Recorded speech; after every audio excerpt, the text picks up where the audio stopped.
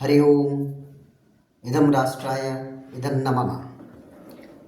आप लोगों का पुनः स्वागत है पथिक संदेश लेख पाठन के अभियान के इस नए अंक में।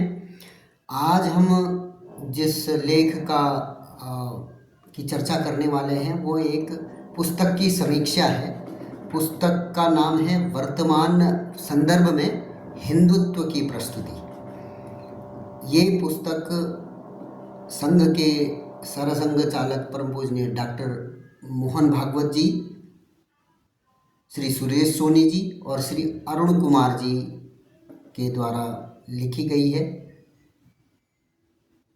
उस पर हम आज चर्चा करेंगे। पथिक संदेश पत्रिका के क्या विचार हैं इस पुस्तक के संबंध में, और ये पुस्तक का एक छोटा सा जो समीक्षा पथिक संदेश पत्रिका ने की है उस पर चर्चा करेंगे। तो किंबहुना लेख का पाठन शुरू करते हैं। वर्तमान संदर्भ में हिंदुत्व की प्रस्तुति। हिंदुत्व एक जीवन पद्धति के रूप में विश्व का प्राचीनतम धर्म, संस्कृति और सभ्यता है। चिर पुरातन होने के साथ ही यह नित्य नूतन भी है। इसी कारण इसे समय से परे सनातन भी कहा जाता है।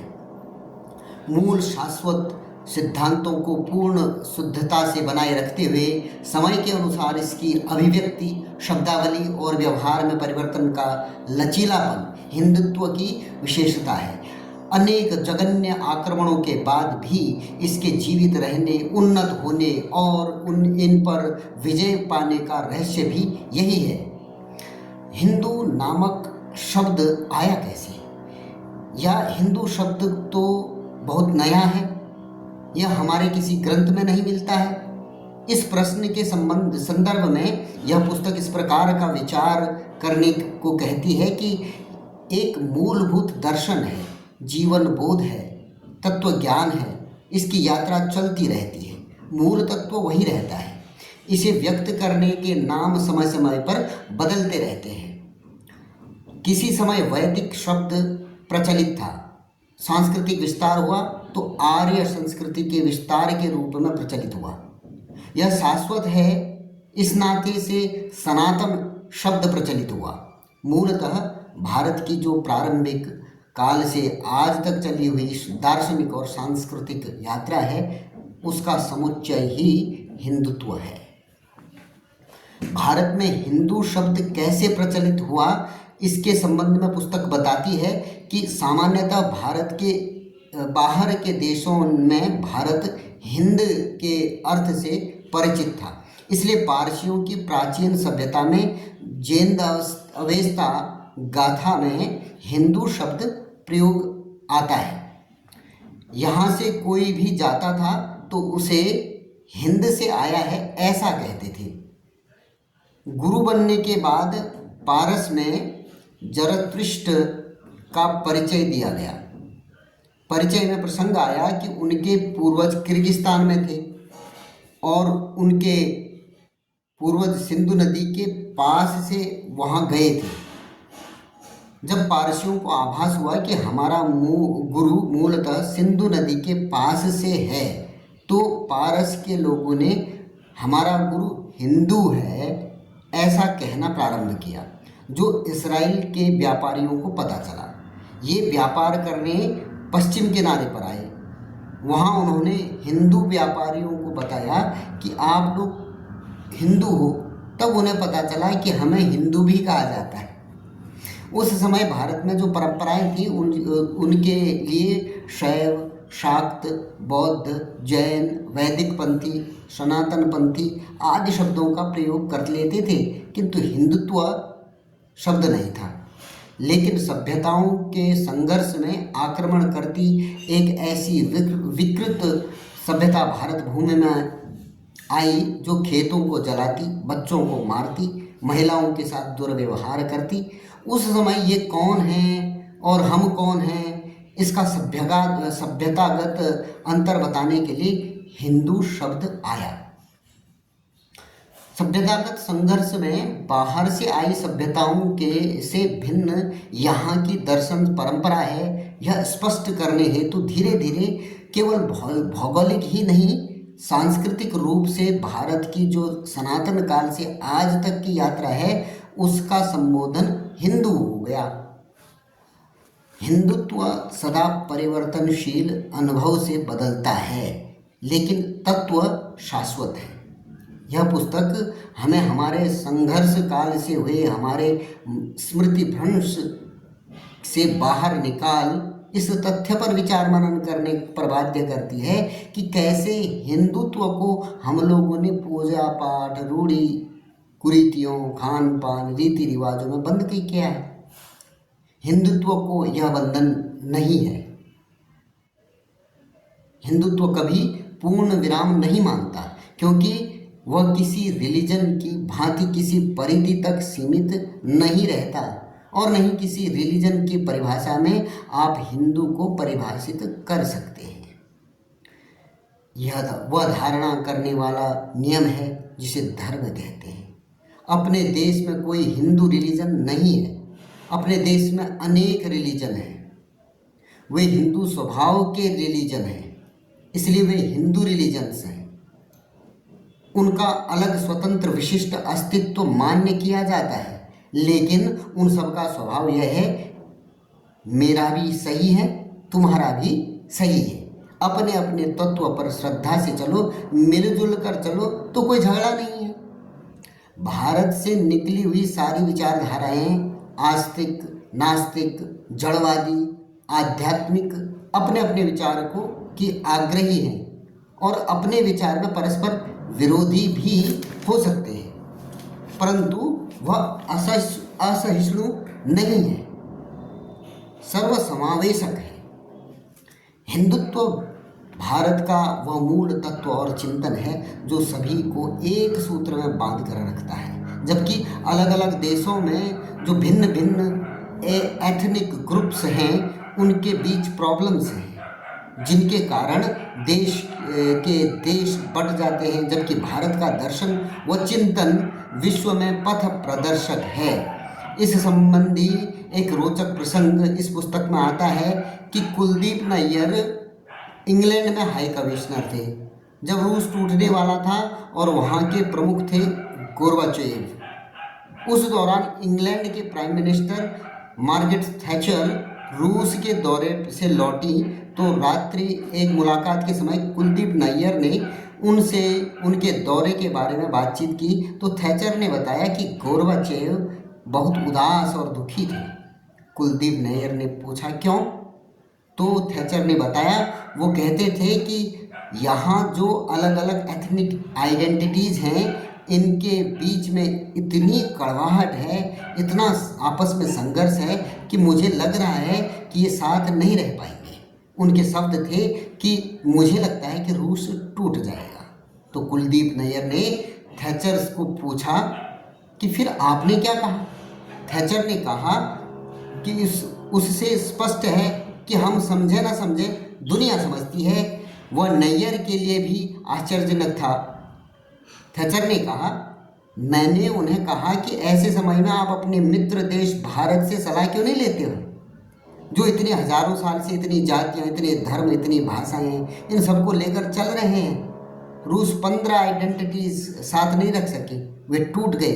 भारत में जब ब्रिटिश छोड़कर गए तो हम सोचते हैं कि उन्होंने हिंदुस्तान पाकिस्तान किया, किंतु एक तीसरी बात और थी। ये जो 565 स्टेट्स थे वे उनकी इच्छा पर छोड़ गए। आप आज़ाद रह सकते हो या जहाँ जाना चाहो जा सकते हो। वहाँ 15 आइडेंटिटीज़, 15 राष्ट्र बन गए और हमारे यहाँ पर अवसर आया तब 565 स्टेट्स एक हो गए। यह पुस्तक हमें बोध करवाती है कि वर्तमान समय की जो चाहे एथनिक भाषाई समस्याएं हों अथवा विश्व में व्याप्त दूसरी जितनी भी चुनौतियां हैं, जैसे सामाजिक, पांथिक, आर्थिक, पर्यावरणीय, मानसिक समस्याओं के रूप में बहुविध अस्तित्व के संकट आदि, इन सब के समाधान का मार्ग भारत के विचार हिंदुत्व से निकल सकता है। इसे स्पष्ट रूप से कहने की आवश्यकता है। इतिहास साक्षी है कि भारत और हिंदुत्व के सानिध्य में ही ऐसा संभव हुआ है कि कोई भी छोटी इकाई वाली एथनिक भाषाई जाति पूर्ण स्वतंत्र अस्तित्व के साथ न केवल बची रही बल्कि प्रफुल्लित भी हुई। आज भी इसके उदाहरण प्रत्यक्ष देखने को मिलते हैं। इस पुस्तक में श्री सोनी जी बताते हैं कि वह पिछले दिनों इंग्लैंड के प्रवास पर थे। वहाँ एक संस्था है इंटरनेशनल सेंटर फॉर सस्टेनेबिलिटी। इसमें लैटिन वाक्यांश लिखा है, एक्स ओरिएंटे लक्स, अर्थात ज्ञान पूर्व से आता है, इसलिए अधूरे भौतिकवादी विचारों पर आश्रित विचार और जीवन पद्धतियों से त्रस्त विश्व को सम्यक मार्ग दिखाना भारत में जन्मे हम सभी सौभाग्यशाली भारतीयों का सनातन कर्तव्य भी है। यह सच है कि वर्तमान में हम अपने राष्ट्र जीवन की 1000 वर्ष की संघर्ष काल की पृष्ठभूमि में काम कर रहे हैं। इतने बड़े कालखंड में कुछ कुरीतियाँ भी आई होंगी, परंतु हमें आलोक रहे कि मिथ्या का उत्तर सही तथ्य से ही दिया जा सकता है। सनातन धर्म का युगानुरूप संस्करण भारत की परंपरा भी रही है। इसलिए वर्तमान संदर्भों में हिंदुत्व के दर्शन, सिद्धांत, परंपरा, आचार आदि को समझकर सर्वग्राह्य शब्दावली में सभी के लिए प्रस्तुत करना आज के समय की आवश्यकता है। ये पुस्तक की समीक्षा अरुण बेरी जी ने की है, फिरोजपुर के रहने वाले। तो ये पुस्तक हमें लगता है कि संपूर्ण हिंदू समाज ने पढ़नी चाहिए। ये ज्ञात रहना चाहिए कि ये जो हम दैनंदिन वार्तालाप में करते हैं बातें कि हिंदू या अन्य धर्मावलंबी, हमें कभी ज़रूरत नहीं पड़ी कि हमें कोई किस नाम से पुकारे, इसकी हमें आवश्यकता नहीं पड़ी। परंतु जब बाहर के लोग आए, उन्होंने हमें किस तरीके से पुकारा, बाहर के समाज ने, हमने उनकी बातों को भी अपने में समाहित कर लिया। ये हिंदू शब्द भी पुस्तक में सही इसका विश्लेषण किया है, वहीं से आया है। हम ये भी समझ सकते हैं कि हमारे देश के इतने सारे नाम, जो 4 नाम हैं बिल्कुल, जो जिनको बहुत प्रचलित नाम है, भारत के अतिरिक्त आर्यावर्त, हिंदुस्तान और इंडिया। इंडिया शब्द भारत के अंदर से निकला हुआ ऐसा हमें नहीं लगता, परंतु अगर वो हमारे जीवन में हमारी आइडेंटिटी के साथ जुड़ रहा है तो हमें आपत्ति भी नहीं है। तो ऐसे ही बहुत स्पष्ट तरीके से बताया गया है कि जो हमारी सनातन संस्कृति है, कालांतर में उसको किस नाम से विश्व जानता है, वो ये काल के इस खंड की बात है, परंतु वो सनातन है, शाश्वत है। और दूसरा शाश्वत सत्य ये भी है कि आज भले ही जो शक्तियां हैं कि जो भारत को अनेक भागों में तोड़ना या तोड़ने की इच्छा रखते हैं, वो भले हमें बांटने का प्रयास करें, परंतु ये भी शाश्वत सत्य है कि छोटी से छोटी एथनिक जो मान्यता वाले एथनिक ग्रुप्स थे, वो भारत में ही सुरक्षित रहे हैं और आगे भी रहेंगे।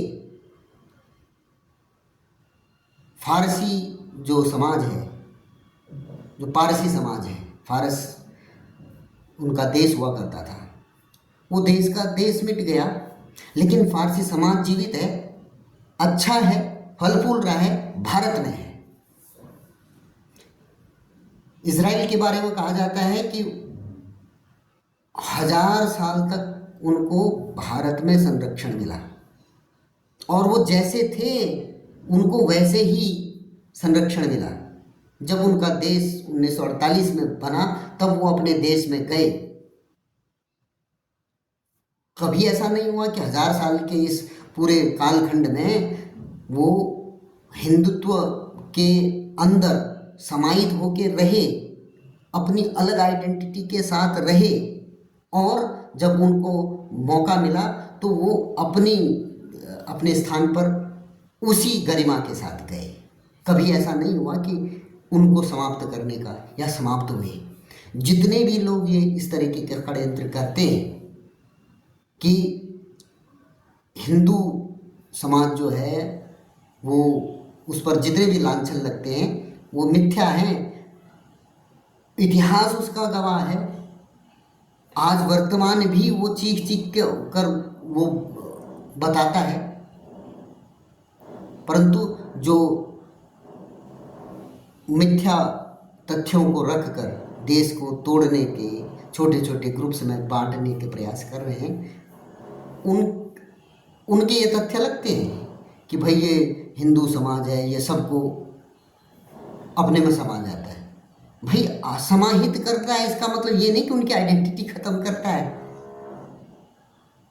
वो अपने स्थान पर जो मान्यता, जो परंपरा में वो जुड़ते हैं, वो हमेशा वैसे ही रहते हैं। इस पुस्तक में स्पष्ट बताया गया है कि हम शैव हो सकते हैं, शाक्त हो सकते हैं, जैन हो सकते हैं, बौद्ध हो सकते हैं, अन्य धर्मावलंबी, एथीस्ट हो सकते हैं, नास्तिक। चारवाक नाम से जो महर्षि हुआ करते थे, उनके दर्शन को भी पूर्ण मान्यता मिली है। 6 दर्शनों में उनका भी दर्शन, जिसमें ऋणम कृत्वा घृतम पिबेत, इस फिलॉसफी के साथ वो चलते थे। तो सबका समावेश है। हमारी जो खूबी है उसी को ये जो देश तोड़ने वाली संस्कृतियां हैं, जो कुछ ही लोग हैं, वो कुछ ग्रुप हो सकते हैं, उनके वेस्टेड इंटरेस्ट हो सकते हैं, वो लोग जो हमारी खूबी है, जो हमारी ताकत है, उसी को हमारी कमजोरी बना के हमारे सामने खड़े कर दे रहे हैं। और हमारा दुर्भाग्य है कि कई बार हम उनके झांसे में आ भी जाते हैं। तो ये पुस्तक पूरे संपूर्ण हिंदू समाज के लिए हिंदुत्व क्या है उसको समझने का एक सरलतम मार्ग है। इसलिए हम तो आग्रह करेंगे कि इस पुस्तक को अवश्य खरीदें और उसको पढ़ें और अपने विचारों को साझा करें। आज इस अंक में इतना ही। आपसे पुनः किसी और लेख पाठन के साथ पुनः मुलाकात होगी। तब तक के लिए धन्यवाद। जय श्री राम।